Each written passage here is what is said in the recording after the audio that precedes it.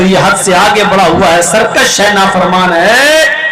اور پھر لسٹ ابھی جاری ہے، والذین هم لاماناتہم، امانتوں میں پاس و لحاظ، امانتوں کا خیال رکھتے ہیں، امانتوں میں خیانت نہیں کرتے۔ امانت صرف مال کی نہیں ہوتی ہے۔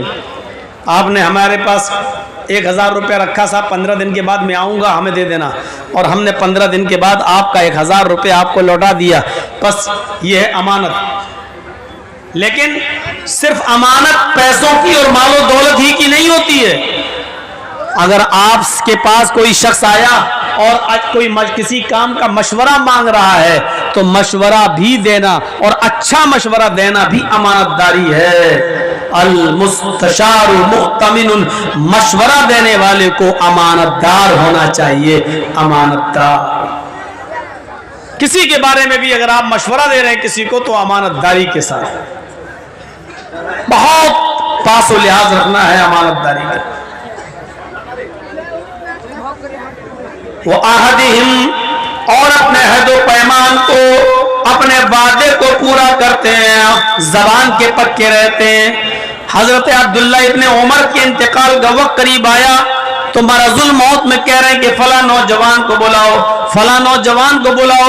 لوگوں نے بتایا کہ وہ کافی دور رہتا ہے، وہاں تک جانے میں 2-3 دن لگ جائیں گے، وہاں سے آنے میں 2-3 دن لگ جائیں گے، 1 ہفتہ پورا چلا جائے گا، پتہ نہیں 1 ہفتے کے اندر اندر آپ صحیح ہوتے ہیں یا اللہ کو پیارے ہو جائیں گے۔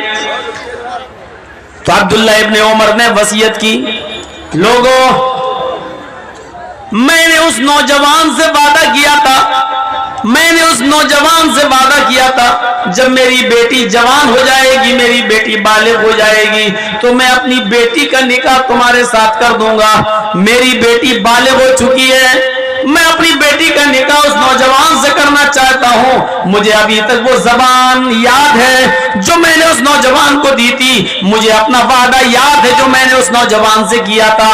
اے لوگوں، جاؤ اس کو لے کر آؤ، اگر 4-5-6 دن میں وہ آ جاتا ہے، اگر تم اس کو لائے اور میرے سامنے پیش کر دیا، اگر میری زندگی میں وہ نوجوان آ گیا تو میں اپنی بیٹی کا نکاح اس کے ساتھ خود کروں گا، اور اگر وہ نوجوان میری زندگی میں نہیں آ پایا، اس کو یہاں آنے سے پہلے ہی اگر میرا انتقال ہو جائے تو تم سب گواہ رہنا، میں نے اجازت دے دی ہے، میری بیٹی کا نکاح اس نوجوان کے ساتھ کر دینا، کیونکہ میں نے اس کو زبان دی تھی، میں نے اس سے وعدہ کیا تھا۔ یہاں تو جس لڑکے کے ساتھ رشتہ لگا ہے اس سے بھی اچھا کوئی لڑکا اگر مل گیا تو اتنے عیب لگا کر اس لڑکے کو چھوڑ دیا جائے گا کہ وہ کہے گا بھیا تمہیں نکاح نہ کرنا تھا مت کرتے، کم سے کم الزام تو مت لگاتے اتنا زیادہ میرے اوپر۔ یہ حال ہوتا ہے۔ یاد رکھنا، مومن کی پہچان یہ ہے کہ وہ اپنی زبان کا پکا رہتا ہے۔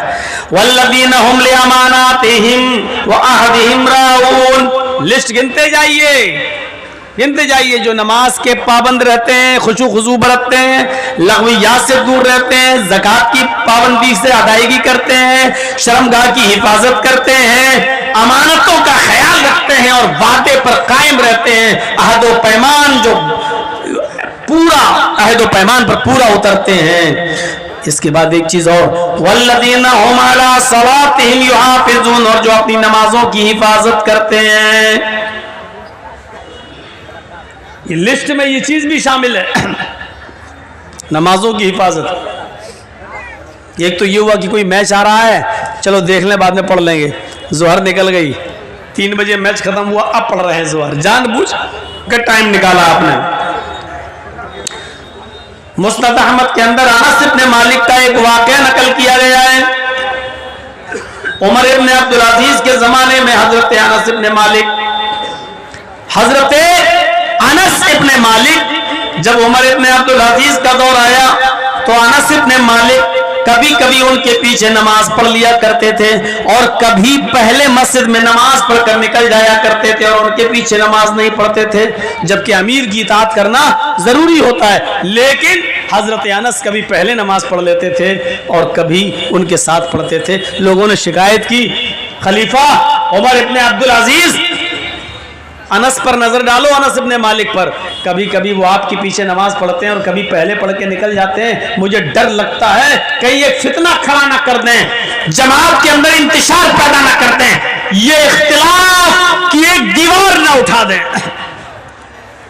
عمر ابن عبدالعزیز نے حضرت انس کو بلایا اور حضرت انس کو بلانے کے بعد ان سے پوچھا کبھی میں تمہیں مسجد میں اپنے پیچھے نماز پڑھتے ہوئے دیکھتا ہوں اور کبھی دیکھتا ہوں کہ تم مجھ سے پہلے بھی نماز پڑھ کے نکل جاتے ہو، کبھی کبھی تم میرے پیچھے نماز نہیں پڑھتے ہو، تمہارے دل میں کیا وہ میں جاننا چاہتا ہوں۔ آخر پہلے نماز پڑھنے کا کیا مقصد ہے جب نماز ہونا ہی ہوتی ہے اور مجھے نماز پڑھانا ہے تو میرے پیچھے نہ پڑھ کے تم پہلے نماز پڑھ کے کیوں نکل جاتے ہو؟ تو انس ابن مالک نے جو جواب دیا اس کو غور سے سنیے، مسند احمد کی جلد 6 کے اندر یہ آج تک لکھا ہوا ہے۔ حضرت انس ابن مالک جواب دیتے ہیں خلیفۃ المومنین، اے خلیفۃ المسلمین، امیر المومنین، آپ نے بالکل سچ فرمایا، کبھی میں آپ کے پیچھے نماز پڑھ لیتا ہوں، کبھی آپ کے نماز پڑھنے سے پہلے میں خود نماز پڑھ کے نکل جاتا ہوں، اور ایسا اس لیے کرتا ہوں اے امیر المومنین میری آنکھیں میری نگاہیں جناب محمد رسول اللہ کے نماز کے اوقات کو پہچانتی ہیں، میری آنکھوں نے محمد رسول اللہ کے نماز کے ٹائم ٹیبل کو جانتی ہیں، میری آنکھیں پہچانتی ہیں کہ آپ ظہر کب پڑھتے تھے، عصر کب پڑھتے تھے، مغرب کب پڑھتے تھے، عشاء کب پڑھتے تھے، فجر کب پڑھتے تھے، میری آنکھیں جناب محمد رسول اللہ کی ظہر عصر مغرب عشاء فجر ان نمازوں کے اوقات کو پہچانتی ہیں۔ جب آپ ظہر اور عصر مغرب اور عشاء یا فجر اس وقت پڑھتے ہیں جب جناب محمد رسول اللہ پڑھا کرتے تھے تو یقیناً میں آپ کے پیچھے نماز پڑھتا ہوں، اس وقت میں آپ کے پیچھے نماز پڑھتا ہوں، لیکن جب آپ نماز کے اول وقت کو چھوڑ دیتے ہیں اور ظہر عصر میں دیر سے آتے ہیں، جب دیر سے نماز پڑھاتے ہیں تو میں اول وقت میں جو ٹائم جناب محمد رسول اللہ کا تھا میں اس وقت میں ظہر عصر مغرب عشاء نماز پڑھ کر میں نکل جاتا ہوں، پھر میں آپ کے پیچھے نماز نہیں پڑھتا، اس لیے کہ میری آنکھیں جناب محمد رسول اللہ کے نماز کے اوقات کو ٹائم ٹیبل کو پہچانتی ہیں۔ یہ ہے نماز کی محافظت، یہ ہے مداومت صلاۃ، اس کو کہتے ہیں اپنی نمازوں کی حفاظت۔ 3 بجے پڑھ لی، عصر کی نماز 4:30 بجے پڑھ رہے ہیں، مغرب کی نماز مغرب اور عشاء کے بیچ میں پڑھ رہے ہیں، کیا کر رہے تھے؟ سب کیرم بورڈ کھیل رہا تھا، تھوڑا سا باقی تھا، سوچا پورا کھیل لوں اس کے بعد میں جاؤں گا نماز پڑھنے۔ بیٹا بیٹھ جاؤ، یہیں بیٹھ جاؤ، پیشاب لگ رہا تو یہیں کر لینا، کوئی بات نہیں، دقت نہیں، بیٹھ جاؤ، سامنے مت کھڑے ہوئیے۔ والذین هم لاماناتهم وعهدهم راعون والذین هم علی صلاتهم یحافظون۔ ایک لسٹ بتانے کے بعد پھر کیا کہہ رہا اللہ؟ اولئک هم الوارثون الذین یرثون الفردوس هم فیہا خالدون۔ یہی وہ لوگ ہیں جو وارث ہیں، اولئک هم الوارثون، یہی لوگ مالک ہیں، یہی لوگ وارث ہیں۔ کس کے وارث ہیں؟ الذین یرثون الفردوس، جنت الفردوس کے وارث ہیں، یعنی یہ کام کرنے والے کہاں جائیں گے؟ جنت الفردوس میں، ہم فیہا خالدون، پھر وہاں سے کبھی نہیں نکالے جائیں گے، ہمیشہ جنت کے اندر رہیں گے۔ یہ ہے وہ راستے جس راستوں پر چلنے کے لیے ہمیں اس دنیا میں بھیجا گیا ہے، ان راستوں پہ چلیے اور اس مقام کو پا جائیے جس مقام سے آپ کے باپ آدم کو اور آپ کی ماں حوا کو نکالا گیا ہے۔ دنیا میں انہی راستوں پہ چلانے کے لیے اللہ تعالیٰ نے ہمیں اس دنیا میں بھیجا ہے تاکہ کھویا ہوا مقام ہم دوبارہ پا جائیں۔ 18,000 کا 20,000 کا اینڈرائڈ موبائل لے کر الٹی سیدھی چیزیں دیکھ کر جہنم تو خرید رہے ہیں، یعنی جہنم، اور وہ بھی پیسہ دے دے کر ہم جا رہے ہیں، پیسہ خرچ بھی کر رہے ہیں جہنم میں جانے کے لیے، لیکن جنت بنا پیسوں کے مل رہی ہے، لیکن ہم اس جنت کی طرف نہیں لپکتے ہیں۔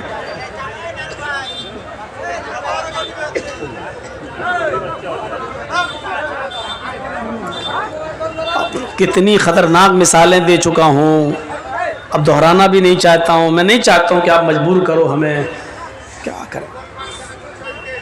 نہیں ابھی تک میں نے دیکھا باہر یہ اپنے بچوں کو بیلون دلا رہے تھے، جلیبی خرید رہے تھے، اور جیسے ہی جرجی صاحب آئے تو اب سوچیں گے آگے بیٹھ جائیں، آگے۔ یہ بھی کم نہیں ہے، اب کم کیا، اب بول نہیں پا رہا ہوں، نہیں تو مائک میں بول دوں گا ابھی تو یوٹیوب، اور یہ لوگ اسی کو کٹ کر لیں گے، دیکھو مولانا جرجیز کیا بولے، اتنے حصے کو ڈال دیں گے، ہمیں ان سے زیادہ ڈر لگتا ہے چینل والوں سے۔ بھیا تھوڑا سا ادھر آ جاؤ، ایسے ہو جاؤ، ان کو بھی دیکھنے دو جو لوگ بیٹھے ہوئے ہیں۔ ویسے بھی اتنا آپ ہی لوگوں کی نظر لگی ہے میرے اوپر جو اتنا موٹا ہوں، دیکھ رہے ہو. یہ جنت کے راستے جو فری میں مل رہے ہیں. دیکھیے جنت کتنی آسان ہے. من قال لا الہ الا اللہ دخل الجنہ. لیجئے، جس نے کہا لا الہ الا اللہ وہ جنت میں جائے گا. کتنا پیسہ خرچ ہو رہا ہے اڑتے بیٹھتے چلتے پھرتے لا الہ الا اللہ پڑھنے میں، ہمیں کیا لگ رہا ہے جنت مل رہی ہے، بیٹھے بیٹھے مل رہی ہے، لیکن نہیں چاہیے. اچھا لا الہ الا اللہ کہہ دینے سے جنت مل جائے گی؟ تب تو مہاتما گاندھی بھی کہتا تھا، امبیڈکر بھی کہتے تھے. اس لیے شرط لگا دی بخاری میں، من قال لا الہ الا اللہ صدقا للقلب دخل الجنہ. جس نے لا الہ الا اللہ کا صدق دل سے، دل کی گہرائی سے، سچے دل سے، لا الہ الا اللہ کا معنی کیا؟ اللہ کے علاوہ کوئی معبود نہیں. جس نے دل سے مانا کہ اللہ کے علاوہ کوئی معبود نہیں اور دل سے اس بات کی گواہی دی، اور دل سے جو گواہی دے گا وہ کبھی پلٹے گا نہیں، ہمیشہ اللہ ہی کی عبادت کرے گا. توحید کا معاملہ کوئی کرانہ مرچنٹ کی دکان نہیں ہے، نیتا لوگوں کی دکان نہیں ہے. مسلمانوں کے اسٹیج پہ آئے تو ٹوپی لگا لی، مندر میں پہنچ گئے تو ٹیکا لگا لیا. یہ توحید ہے، توحید. یہاں آپ کو صرف ایک اللہ ہی کے سامنے اپنا سر جھکانا پڑے گا. صدق دل سے جس نے کہا لا الہ الا اللہ، اللہ کے علاوہ کوئی معبود نہیں، وہ جنت میں جائے گا. ایک حدیث کے اندر اللہ کے نبی نے فرمایا من مات لا یشرک باللہ شیئا دخل الجنہ. جو اس حال میں مرا کہ وہ اللہ کے ساتھ کسی کو شریک نہیں کرتا تھا وہ جنت کے اندر جائے گا. یعنی مرتے دم تک وہ کسی غیر کے پاس آستانے پہ نہیں جاتا تھا. مسجد میں آیا تو کہا ایاک نعبد و ایاک نستعین، اللہ تیری ہی عبادت کرتے ہیں اور تجھ سے ہی مدد طلب کرتے ہیں. ابھی مسجد میں کہا اس نے، گھر پہ گیا تو بیوی بولی 4 سال شادی کو ہو گئے ابھی تک بچہ نہیں ہو رہا. دیکھو ہماری پڑوسن فلاں بابا کے پاس گئی تھی، دیکھو بچہ ہو گیا. چلو مسجد میں جا کے تھک گئے ہو، اب ایک بار ارے ہماری پڑوسن جس بابا کے پاس گئی تھی اسی کے پاس ہم بھی چلتے ہیں. اور گیا بابا کے پاس، بابا تیرے در پہ آیا ہوں تو جھولا جھولی بھر کے جاؤں گا ورنہ مر کے جاؤں گا. جو اس حال میں مرا وہ نہیں، اللہ بھی راضی رہے، رحمان بھی اور خوش رہے شیطان بھی، یہ نہیں چلے گا. صرف اللہ سے مدد طلب کرتے ہیں. اے اللہ میں تیری ہی عبادت کرتا ہوں اور تجھ سے ہی مدد طلب کرتا ہوں. یہ ہے توحید.